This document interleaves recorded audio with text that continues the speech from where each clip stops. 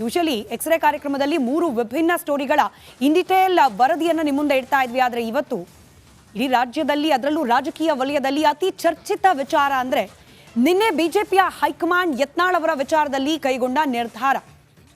ಶಿಸ್ತಿನ ಪಕ್ಷ ಬಿಜೆಪಿ, ಹಾಗಾಗಿ ಇಲ್ಲಿ ಶಿಸ್ತಿಗೆ ಪ್ರಥಮ ಆದ್ಯತೆ ಅಂಥೇಳಿ ತೋರ್ಪಡಿಸುವ ಸಲುವಾಗಿ ಅನ್ನೋ ರೀತಿಯಲ್ಲಿ ಯತ್ನಾಳ್ ಅವರ ವಿರುದ್ಧ, ಅದರಲ್ಲೂ ಬಿಜೆಪಿಯ ರಾಜ್ಯ ಘಟಕದ ಅಧ್ಯಕ್ಷ ವಿಜಯೇಂದ್ರ ಹಾಗೆ ರಾಜ್ಯದ ಬಿಜೆಪಿ ಮುಖಂಡರ ಪೈಕಿ ಅಗ್ರಗಣ್ಯರು ಅಂತ ನಿಲ್ತಾ ಇರುವ ಯಡಿಯೂರಪ್ಪನವರ ವಿರುದ್ಧ ಪದೇ ಪದೇ ಮಾತನಾಡ್ತಾ ಇದ್ದ ಯತ್ನಾಳ್ ಅವರ ಬಾಯಿಗೆ ಬೀಗ ಹಾಕೋ ಪ್ರಯತ್ನವಾಗಿ 6 ವರ್ಷಗಳ ಕಾಲ ಯತ್ನಾಳ್ ಅವರಿಗೆ ಬಿಜೆಪಿ ಪಕ್ಷದಿಂದ ಉಚ್ಚಾಟನೆ ಮಾಡಿ ಕೈಗೊಂಡ ಕ್ರಮ. ಇದೇ ವಿಚಾರ ರಾಷ್ಟ್ರೀಯ ಮಟ್ಟದಲ್ಲೂ ಕೂಡ ಚರ್ಚೆಗೆ ಒಳಪಟ್ಟಿದೆ. ಹೀಗಾಗಿ ಯತ್ನಾಳ್ ಅವರ ಉಚ್ಚಾಟನೆ ಮುಂದೇನು, ಯತ್ನಾಳ್ ಅವರೇನು ಮಾಡ್ತಾರೆ, ಬಿಜೆಪಿ ಪಕ್ಷಕ್ಕೆ ಇದರಿಂದ ನಷ್ಟ ಎಷ್ಟು, ಬಿಜೆಪಿ ಪಕ್ಷಕ್ಕೆ ಇತ್ತೀಚೆಗೆ ರಾಜ್ಯ ಘಟಕದ ಬಿಜೆಪಿ ಪಕ್ಷಕ್ಕೆ ಹಿಂದೂ ಫೈರ್ ಬ್ರ್ಯಾಂಡ್ ಅಂತ ಗುರುತಿಸ್ಕೊಂಡ ಒಬ್ಬೊಬ್ಬೇ ನಾಯಕರನ್ನ ಪಕ್ಷದಲ್ಲಿ ಸೈಲೆಂಟ್ ಮಾಡ್ತಿದೆ ಅನ್ನೋ ಆಪಾದನೆ ಬೇರೆ ಇದೆ. ಈ ಆಪಾದನೆ ನಿಜಕ್ಕೂ ಆನ್ ಗ್ರೌಂಡ್ ಪರಿಣಾಮ ಬೀರುತ್ತಾ ಪಕ್ಷಕ್ಕೆ? ಹೀಗೆ ವಿಭಿನ್ನ ಆಯಾಮದಲ್ಲಿ ಈ ಒಂದೇ ಸುದ್ದಿಯನ್ನು ನಿಮ್ಮ ಮುಂದೆ ಪ್ರೆಸೆಂಟ್ ಮಾಡ್ತಾ ಹೋಗ್ತೀವಿ ಮುಂದಿನ ಅರ್ಧ ಗಂಟೆಗಳ ಕಾಲ. ಯತ್ನಾಳ್ ಅವರ ವಿಚಾರದಲ್ಲಿ ಇನ್ಫ್ಯಾಕ್ಟ್ ಹೈಕಮಾಂಡ್ ಹೀಗೆ ಏಕಾಏಕಿ ತಮ್ಮನ್ನು ಸಸ್ಪೆಂಡ್ ಮಾಡೇ ಬಿಡುತ್ತೆ ಅಂತ ಖುದ್ದು ಯತ್ನಾಳ್ ಅವರೇ ಅಂದ್ಕೊಂಡಿದ್ರೋ ಇಲ್ವೋ? ಯಾಕಂದರೆ ಪ್ರತಿ ಬಾರಿ ನೋಟಿಸ್ ಕೊಟ್ಟಾಗ್ಲೂ, ಶಿಸ್ತು ಸಮಿತಿ ಮುಂದೆ ಕರೆದು ಕೂರಿಸಿದಾಗ್ಲೂ ಕೂಡ ಒಂದು ಕಾಣದ ಕೈ ಯತ್ನಾಳ್ ಅವರನ್ನ ರಕ್ಷಣೆ ಮಾಡ್ತಿರಬಹುದು ಅನ್ನೋ ಅಂದಾಜಿತ್ತು. ಹೀಗಾಗಿ ಬಹುಶಃ ಈ ಬಾರಿ ಕೂಡ ಯತ್ನಾಳ್ ಅವರಿಗೆ ತೀರಾ ಪಕ್ಷದಿಂದ ತೆಗೆದು ಪಕ್ಕಕ್ಕೆ ಇಟ್ಬಿಡ್ತಾರೆ ಅನ್ನೋ ಅಂದಾಜು ಸಿಕ್ಕಿರ್ಲಿಕ್ಕಿಲ್ಲ. ಅನಿರೀಕ್ಷಿತ ಅನ್ನೋ ಮಟ್ಟಿಗೆ ಹೈಕಮಾಂಡ್ ಕೊಟ್ಟ ಈ ಸಸ್ಪೆನ್ಷನ್ ಶಾಕ್ ರೆಬಲ್ಸ್ಗಳ ಜಂಘಾಬಲವನ್ನೇ ಒಂದರ್ಥದಲ್ಲಿ ಹುದುಕಿಸಿದೆ. ಗಮನಿಸಬೇಕು, ಬ್ಯಾಕ್ ಟು ಬ್ಯಾಕ್ ಮೀಟಿಂಗ್ಗಳು, ಬ್ಯಾಕ್ ಟು ಬ್ಯಾಕ್ ಸಭೆ, ಬ್ಯಾಕ್ ಟು ಬ್ಯಾಕ್ ವಿಜೇಂದ್ರ ಹಾಗೆ ಯಡಿಯೂರಪ್ಪನವರ ವಿರುದ್ಧವಾಗಿ ಅವಹೇಳನೆ ಅನಿಸುವ ಮಟ್ಟಿಗೆ ಮಾತುಗಳು, ಇದೆಲ್ಲವನ್ನ ಆಡ್ತಾ ವಿ ಡೋಂಟ್ ಕೇರ್, ಯಾರು ಏನೇ ಮಾಡಿದ್ರು ನಾವೀ ಮಾತುಗಳನ್ನು ನಿಲ್ಲಿಸೋದಿಲ್ಲ ಅಂತ ಇದ್ದ ರೆಬಲ್ಸ್ಗಳಿಗೆ ಶಾಕ್ ಟ್ರೀಟ್ಮೆಂಟ್ ಕೊಟ್ಟಿದೆ ಬಿಜೆಪಿಯ ಹೈಕಮಾಂಡ್. ಆದರೆ ಯತ್ನಾಳ್ರನ್ನ ಅಮಾನತು ಮಾಡಿದ ಬಳಿಕ ಕೂಡ ಬೆದರಿ ಬೆಂಡಾದಂತೆ ಕಾಣ್ತಾ ಇಲ್ಲ ರೆಬಲ್ಸ್. ಇನ್ಫ್ಯಾಕ್ಟ್ ರಿಪಬ್ಲಿಕ್ ಕನ್ನಡದ ಎಕ್ಸ್ಕ್ಲೂಸಿವ್ ದೃಶ್ಯಗಳನ್ನು ನೀವು ಗಮನಿಸ್ತಾ ಇದ್ದೀರಿ. ಈ ಸಸ್ಪೆನ್ಷನ್ ಆರ್ಡರ್ ಬಂದು, ಎಕ್ಸ್ಪೆಲ್ ಮಾಡಿರೋದು 6 ವರ್ಷಗಳ ಕಾಲ ಅಂತ ಹೇಳಿ ಈ ಆರ್ಡರ್ ಬಂದು ಕೆಲವೇ ಕ್ಷಣಗಳಲ್ಲಿ ಯತ್ನಾಳ್ ಅವರ ರಿಯಾಕ್ಷನ್ ಹೆಂಗಿತ್ತು ಅಂದರೆ ಮತ್ತದೇ ಧಾಟಿ. ವಿಜೇಂದ್ರ ಹಾಗೆ ಯಡಿಯೂರಪ್ಪನವರನ್ನ ವಾಚಾಮಗೋಚರವಾಗಿ ಬೈದ್ರು. ಇದರ ಜೊತೆಯಲ್ಲೇ ಯತ್ನಾಳ್ ಅವರ ಜೊತೆಗೆ ನಿಂತಿರುವ ರೆಬಲ್ಸ್ಗಳು ಕೂಡ ಹೆಚ್ಚಿಗೆ ಏನು ಶಾಕ್ ಆದಂತೆ ಅಥವಾ ಹೆಚ್ಚಿಗೆ ಏನು ತಣ್ಣಗಾದಂತೆ ಕಾಣ್ತಾ ಇಲ್ಲ.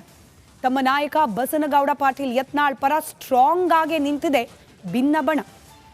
ಯಾವ ರೀತಿಯಾದ ಬೆಳವಣಿಗೆಗಳಾಗ್ತಾ ಇದೆ ಯತ್ನಾಳ್ ಅವರ ಉಚ್ಚಾಟನೆಯ ಕ್ರಮದ ನಂತರದಲ್ಲಿ, ಆ ಬಗ್ಗೆ ಒಂದು ಡೀಟೇಲ್ ರಿಪೋರ್ಟ್ ನಿಮ್ಮ ಮುಂದೆ.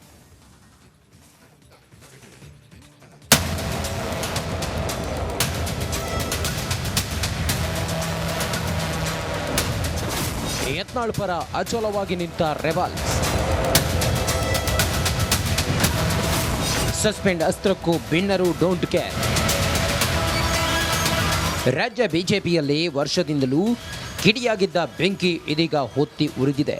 ರಾಜ್ಯ ಬಿಜೆಪಿ ಅಧ್ಯಕ್ಷರನ್ನಾಗಿ ಬಿವೈ ವಿಜೇಂದ್ರ ಅವರನ್ನ ಪಕ್ಷ ಘೋಷಿಸಿದ ದಿನದಿಂದಲೂ ಕಮಲಪಾಳ್ಯದಲ್ಲಿ ರಾಚಿದ್ದು 2 ಬಣ. ಅದರಲ್ಲೂ ಬರಬರುತ್ತಾ ವಿಜೇಂದ್ರ ವಿರುದ್ಧ ಹೆಪ್ಪುಗಟ್ಟಿದ್ದು ರೆಬಲ್ಸ್ ಬಲ. ರೆಬಲ್ಸ್ ಟೀಮ್ನಲ್ಲಿ ವಿಜೇಂದ್ರ ವಿರುದ್ಧ ಪದೇ ಪದೇ ತೊಡೆ ತಟ್ಟಿದ್ದು ಬಸನಗೌಡ ಪಾಟೀಲ್ ಯತ್ನಾಳ್. ವಿಜೇಂದ್ರ ಹಾಗೂ ಮಾಜಿ ಮುಖ್ಯಮಂತ್ರಿ BS ಯಡಿಯೂರಪ್ಪರನ್ನ ಟೀಕಿಸೋಕೆ ಯಾವುದೇ ಸಣ್ಣ ಅವಕಾಶವನ್ನು ಮಿಸ್ ಮಾಡದಂತೆ ಬಳಕೆ ಮಾಡಿಕೊಂಡಿದ್ದು ಯತ್ನಾಳ್. ಕುಟುಂಬ ರಾಜಕಾರಣ, ಭ್ರಷ್ಟಾಚಾರ, ಕಾಂಗ್ರೆಸ್ ಜೊತೆ ಮ್ಯಾಚ್ ಫಿಕ್ಸ್ ಅಂತ ಆಗಾಗ್ಗೆ ವಿಜೇಂದ್ರ ವಿರುದ್ಧ ಧ್ವನಿ ಎತ್ತಿದ್ದು ಕೂಡ ಮತ್ತದೇ ಯತ್ನಾಳ್. ಇನ್ನು ಪ್ರಖರ ಹಿಂದುತ್ವದ ಬಗ್ಗೆಯೂ ಬಸನಗೌಡ ಪಾಟೀಲ್ ಯತ್ನಾಳ್ ಹೆಚ್ಚು ನಾಲಿಗೆ ಚಾಚಿದ್ದು ಕೂಡ ಇದೆ. ಯಾವುದೇ ಮುಲಾಜಿಲ್ಲದೆ ಮುಖಕ್ಕೆ ಹೊಡೆದಂತೆ ತೋಚಿದ್ದನ್ನ ಹೇಳಿಬಿಡೋ ಚಾಳಿ ಯತ್ನಾಳ್ರದ್ದು. ಇದರಿಂದಲೇ ಇವರು ಅಪಾರ ಅಭಿಮಾನಿಗಳನ್ನ ಸಂಪಾದಿಸಿದಂತೆಯೇ ಹಲವಾರು ನಾಯಕರ ನಿಷ್ಠೂರ ಕಟ್ಟಿಕೊಂಡಿದ್ದು ಇದೆ. ಹಾಗೆ ನೋಡಿದ್ರೆ ಎಲ್ಲ ಒಂದು ಕಡೆ ಅಧ್ಯಕ್ಷ ವಿಜೇಂದ್ರ ಬ್ಯಾಲೆನ್ಸ್ ಫಾರ್ಮುಲಾ ಅನುಸರಿಸಿದ್ರೆ RSS ಸಿದ್ಧಾಂತಗಳ ಬಗ್ಗೆ ನೇರ ಡಿಫೆಂಡ್ ಮಾಡಿಕೊಳ್ತಾ ಬಂದಿದ್ದು ಯತ್ನಾಳ್. ವಿಜಯೇಂದ್ರ ವಿರುದ್ಧ ಮಾತನಾಡೋಕ್ಕೂ ಅಳುಕು ತೋರುತ್ತಿದ್ದ ಸ್ಥಿತಿಯಲ್ಲಿ ವಿರೋಧಿಗಳನ್ನ ಒಗ್ಗೂಡಿಸೋದ್ರಲ್ಲಿ ಸಕ್ಸಸ್ ಆಗಿದ್ದು 4 ಸಭೆಗಳನ್ನ ಕಂಡಕ್ಟ್ ಮಾಡಿದ್ದರ ಹಿಂದೆಯೂ ಯತ್ನಾಳ್ ನೆರಳಿತ್ತು. ರಮೇಶ್ ಜಾರಕಿಹೊಳಿ, ಕುಮಾರ್ ಬಂಗಾರಪ್ಪ, ಮಾಜಿ ಸಂಸದ ಜಿಎಂ ಸಿದ್ದೇಶ್ವರ್, ಶಾಸಕ ಬಿಪಿ ಹರೀಶ್ ಹೀಗೆ ತಮ್ಮದೇ ಆದ ಭಿನ್ನ ಬಣದ ಮೂಲಕ ಹೈಕಮಾಂಡ್ ಮಟ್ಟದಲ್ಲಿ ಒತ್ತಡ ಹೇರುತ್ತಾ ಬಂದಿದ್ದು ಅಧ್ಯಕ್ಷರ ಬದಲಾವಣೆಗಾಗಿ. ಒಂದು ಹಂತದಲ್ಲಿ ರಾಜ್ಯ ಬಿಜೆಪಿ ಅಧ್ಯಕ್ಷ ಸ್ಥಾನಕ್ಕೆ ಶೀಘ್ರವೇ ಚುನಾವಣೆ ಅಂತ ಕೇಂದ್ರ ಸಚಿವ ಶಿವರಾಜ್ ಸಿಂಗ್ ಚೌಹಾಣ್ ಪ್ರಕಟಿಸೋ ಮಟ್ಟಕ್ಕೆ ಯತ್ನಾಳ್ ಬಣ ವಿಜಯೇಂದ್ರಗೆ ಟಕ್ಕರ್ ಕೊಟ್ಟಿದ್ದು ನಿಜ. ಈ ಹಂತದಲ್ಲಿ ಅಧ್ಯಕ್ಷರ ಎಲೆಕ್ಷನ್ ನಡೆದರೆ ವಿಜಯೇಂದ್ರ ವಿರುದ್ಧ ಪ್ರಬಲ ಅಭ್ಯರ್ಥಿ ಕಣಕ್ಕಿಳಿಸೋ ಕುರಿತು ರೆಡಿಯಾಗಿದ್ದು ಯತ್ನಾಳ್ ಟೀಮ್. ಈ ಸಂಬಂಧ ಯಾವ ಬಣದೊಂದಿಗೆ ಗುರುತಿಸಿಕೊಳ್ಳದ ತಟಸ್ಥ ಬಣದ ಬೆಂಬಲ ಪಡೆಯೋ ಬಗ್ಗೆಯೂ ವಿಶ್ವಾಸದಿಂದ ಪುಟಿದೆದ್ದಿದ್ದು ಈ ತಂಡ. ಹೇಗೆ ತಮ್ಮದೇ ಪಾಳೆಯ ಕಟ್ಟಿಕೊಂಡು ವಿಜಯೇಂದ್ರ ವಿರುದ್ಧ ಕತ್ತಿ ಜಳಪಿಸಿದ ಯತ್ನಾಳ್ ಮೇಲೆ ಪಕ್ಷ ಪ್ರಯೋಗಿಸಿದೆ ಶಿಸ್ತು ಕ್ರಮದ ಅಸ್ತ್ರ. 6 ವರ್ಷಗಳ ಕಾಲ ಸಸ್ಪೆಂಡ್ ಮಾಡೋ ಮೂಲಕ ಭಿನ್ನರ ಉತ್ಸಾಹಕ್ಕೆ ತಣ್ಣೀರೆರಚಿದೆ ಬಿಜೆಪಿ ಹೈಕಮಾಂಡ್. ಇದು ರೆಬಲ್ ಪಾಳೆಯದಲ್ಲಿ ಆತಂಕವನ್ನು ಹೆಚ್ಚಿಸಿದೆ. ಆದರೂ ಸೋಲನ್ನಪ್ಪಲು ಸಿದ್ಧವಿಲ್ಲ ಯತ್ನಾಳ್ ಟೀಮ್. ನಾಳೆ ಬೆಂಗಳೂರಿನಲ್ಲಿ ಮಹತ್ವದ ಮೀಟಿಂಗ್ ನಡೆಸೋಕೆ ಸಜ್ಜಾಗಿದೆ ಭಿನ್ನರ ಬಣ. ಯತ್ನಾಳ್ ಅವರು ನಮ್ಮ ಪಕ್ಷದ ದೊಡ್ಡ ಸಮುದಾಯದ ದೊಡ್ಡ ನಾಯಕರು. ಇವತ್ತು ನಮ್ಮ ನಾಯಕರವರು. ನಾವು ಇದು ಪಕ್ಷ ಯಾಕೆ ನಿರ್ಣಯ ತಗೊಂಡು ನನಗೆ ಗೊತ್ತಿಲ್ಲ. ನಮ್ಮ ಪಕ್ಷದ ನಿರ್ಣಯ ಪ್ರಶ್ನೆ ಮಾಡುವಂಥ ದೊಡ್ಡ ಮನುಷ್ಯನ ಅಲ್ಲ. ಪಕ್ಷ ನಮ್ಮ ಎಲ್ಲಕ್ಕಿಂತ ದೊಡ್ಡ ಪಕ್ಷ ನಿರ್ಣಯ ತೊಗೊಂಡು ಅದನ್ನು ನೋಡೋಣ. ಯಾಕೆ ತೊಗೊಂಡು ನೋಡ್ಕೊಂಡು ನಾವು ನಾಳೆ ಸಭೆ ಸೇರತ್ತು. ಯತ್ನಾಳ್ ಅವ್ರು ನಾಳೆ ಬೆಂಗಳೂರು ಬರ್ತಾರೆ. ಇವತ್ತು ಅವರು ಚಿಂಚೋಳಿ ಫ್ಯಾಕ್ಟ್ರಿಲಿ ಇದ್ದಾರೆ. ಅಲ್ಲಿಂದ ಇವತ್ತು ರಾತ್ರಿ ಬೆಂಗಳೂರು ತಲುಪೋದು. ನಾನು ರಾತ್ರಿ ಬೆಂಗಳೂರು ತಲುಪ್ತೀನಿ.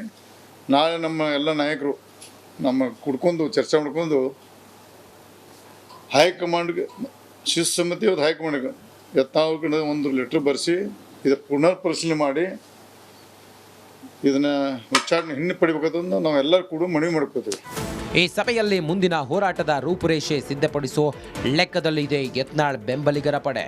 ವಿಜಯಪುರದಿಂದ ಬೆಂಗಳೂರಿನತ್ತ ಮುಖ ಮಾಡಿರೋ ಯತ್ನಾಳ್ ನಾಳಿನ ಸಭೆಯಲ್ಲಿ ಭಾಗಿಯಾಗ್ತಾರೋ ಅಥವಾ ಹಿಂದಿನಿಂದಲೂ ರೆಬಲ್ಸ್ ಟೀಮ್ಗೆ ಒತ್ತಾಸೆಯಾಗಿ ನಿಲ್ತಾರೋ ಈ ಬಗ್ಗೆಯೂ ಇದೇ ಕುತೂಹಲ.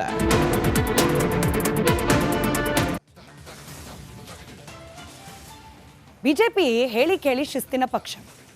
ಇಂಥದ್ದೊಂದು ಶಿಸ್ತಿನ ಪಕ್ಷದಲ್ಲಿ ವರಿಷ್ಠರು ಒಂದು ಬಾರಿ ನಿರ್ಣಯ ಕೈಗೊಂಡ್ರು ಅಂದರೆ ಅದ್ರ ವಿರುದ್ಧವಾಗಿ ಅಥವಾ ಅದ್ರ ಬಗ್ಗೆ ಹೆಚ್ಚಾಗಿ ವಿಮರ್ಶೆ ಮಾಡಲಿಕ್ಕೆ ಕೆಳಮಟ್ಟದ ನಾಯಕರು ಯಾರು ಕೂಡ ಕೈ ಹಾಕೋದಿಲ್ಲ. ಅಂಥದ್ರಲ್ಲಿ ನಾವಾಗಲೇ ಹೇಳಿದಾಗೆ ವರಿಷ್ಠರ ಆಯ್ಕೆಯಾದ ಬಿಜೆಪಿಯ ರಾಜ್ಯಾಧ್ಯಕ್ಷ ವಿಜಯೇಂದ್ರ ಅವರ ವಿರುದ್ಧವಾಗಿ ಮೀಟಿಂಗ್ ಮೇಲೆ ಮೀಟಿಂಗ್ ನಡೆಸೋದು, ಹಾಗೆ ದೆಹಲಿಗೆ ಹೋಗಿ ವರಿಷ್ಠ ನಾಯಕರನ್ನ ಭೇಟಿಯಾಗೋದು, ಅವ್ರ ಕೈಲೇನೆ ಇಲ್ಲ ರಾಜ್ಯದಲ್ಲಿ ಮತ್ತೊಂದು ಎಲೆಕ್ಷನ್ನ ಮೂಲಕವೇ ರಾಜ್ಯಾಧ್ಯಕ್ಷರ ಆಯ್ಕೆ ಆಗುವಂತಹ ಪರಿಸ್ಥಿತಿ ಇದೆ ಅನ್ನೋ ರೀತಿಯ ಹೇಳಿಕೆಗಳನ್ನು ಹೇಳಿಸೋದು ಸುಲಭದ ಕೆಲಸ ಅಲ್ಲ ಶಿಸ್ತಿನ ಪಕ್ಷದಲ್ಲಿ. ಅಂಥದ್ರಲ್ಲಿ ಎಲ್ಲ ಟಾಸ್ಕ್ಗಳಲ್ಲೂ ಕೂಡ ಯತ್ನಾಳ್ ಟೀಮ್ ಯಶಸ್ವಿಯಾಗಿದೆ. ಇನ್ನೇನು ಚುನಾವಣೆ ನಡೆದೇ ಬಿಡುತ್ತೆ, ವಿಜಯೇಂದ್ರ ಅವರ ಬದಲಾವಣೆ ಆಗೇ ಬಿಡುತ್ತೆ ಅನ್ನೋ ಹಂತದಲ್ಲಿ ಟಾಕ್ ಆಗೋವರೆಗೆ ಈ ರೆಬಲ್ಗಳ ಮೀಟಿಂಗ್ ಅದರ ಪರಿಣಾಮ ಬೀರಿತ್ತು. ಇದೀಗ ಯತ್ನಾಳ್ ಅವರನ್ನ ಉಚ್ಚಾಟನೆ ಮಾಡುವ ಮೂಲಕ ಬೇರೆಲ್ಲದಕ್ಕಿಂತ ಶಿಸ್ತು ಇಲ್ಲಿ ಮುಖ್ಯ ಅನ್ನೋ ಸಂದೇಶವನ್ನ ಬಿಜೆಪಿಯ ವರಿಷ್ಠರು ತೋರಿದ್ದಾರೆ. ಹಾಗಾದ್ರೆ ಮುಂದೇನು ಮಾಡ್ತಾರೆ ಯತ್ನಾಳ್? ಹೊಸ ಪಕ್ಷ ಕಟ್ಟಬೇಕು ಅನ್ನೋ ಸಲಹೆ. ಅದರಲ್ಲೂ ಈಗಿರುವ ಬಿಜೆಪಿ ಪಕ್ಷ, ರಾಜ್ಯ ಘಟಕದ ಬಿಜೆಪಿ ಪಕ್ಷ ಬಿಜೆಪಿಯ ಮೂಲಭೂತ ತತ್ವವನ್ನ ಮರೆತು ಬಿಟ್ಟಿದೆ, ಇಲ್ಲಿನ ಸಿದ್ಧಾಂತವನ್ನ ಮರೆತು ಬಿಟ್ಟಿದೆ, ಅಡ್ಜಸ್ಟ್ಮೆಂಟ್ ಪಾಲಿಟಿಕ್ಸ್ನಲ್ಲಿ ಮುಳುಗೋಗಿದೆ ಅನ್ನೋ ಆರೋಪ ಇರೋ ಸಂದರ್ಭದಲ್ಲಿ ಹಿಂದುತ್ವವನ್ನೇ ಜೀವಾಳವಾಗಿಟ್ಕೊಂಡು ಹೊಸದೊಂದು ಪಕ್ಷ ಕಟ್ಟಲಿ ಯತ್ನಾಳ್ ಅನ್ನೋ ಒಂದು ಚರ್ಚೆ ಕೂಡ ನಡೀತಾ ಇದೆ.